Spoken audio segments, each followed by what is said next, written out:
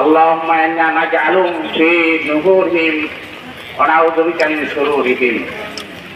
সম্মানিত সোনার আদিবাসী তাওহীদি জনতা, আজকের এই উপস্থিতি প্রমাণ করেছে যে সোনাগাজীবাসী ফিলিস্তিনের তথা গাজার মুসলমানদের জন্য রক্ত ঝরাতেও তারা কি প্রস্তুত।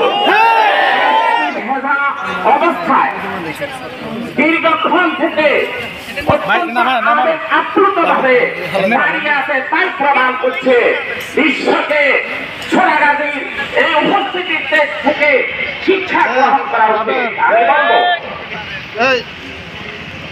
আন্তর্জাতিক ফতোয়া বিভাগ ফতোয়া দিয়েছে, আন্তর্জাতিক ফতোয়া বিভাগ ফতোয়া দিয়েছে ইসরায়েলের সমস্ত পণ্য, আহার পানাহার ব্যবহার জাতীয় সর্বপ্রকারের পণ্য ব্যবহার করা মুসলমানের জন্য হারাম।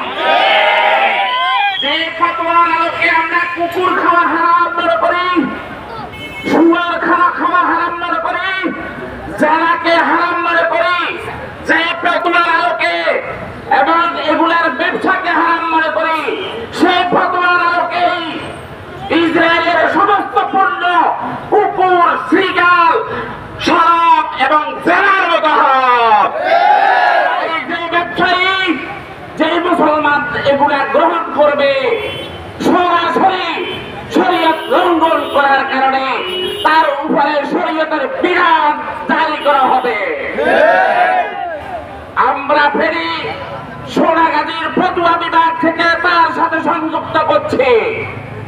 যে সমস্ত ব্যবসায়ী, যে সমস্ত এজেন্ট ওই ইসরায়েলি সব পণ্যগুলা ব্যবসা করবেন, প্রতিষ্ঠানে রাখবেন, সেই প্রতিষ্ঠানগুলা বর্জন করা সকল মুসলমানের জন্য ওয়াজিব।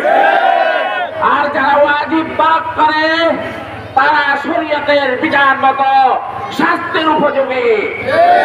আমি সময় সংক্ষেপে বলবো, দীর্ঘ আলোচনা না করে আরবি বক্তব্য দেওয়ার ইচ্ছে প্রস্তুতি ছিল। বিশ্বের দৃষ্টি আকর্ষণ করার জন্য পরিস্থিতির কারণে আমি আপনাদেরকে আর কষ্ট দেব না।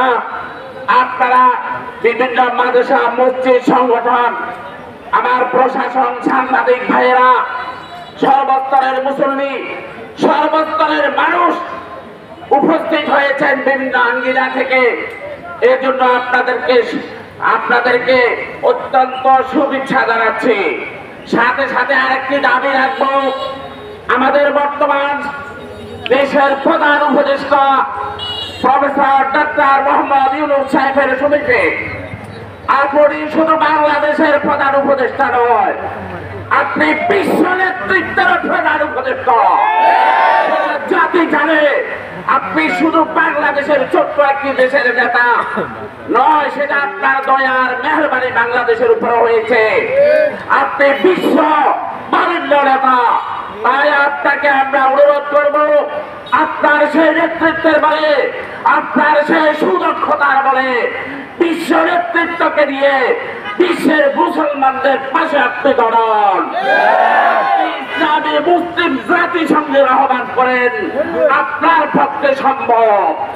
সেই প্রচলিত কথিত জাতিসংঘকে প্রত্যাখ্যান করে মুসলিম জাতিসংঘ করুন। আপনি যদি সেই মুসলিম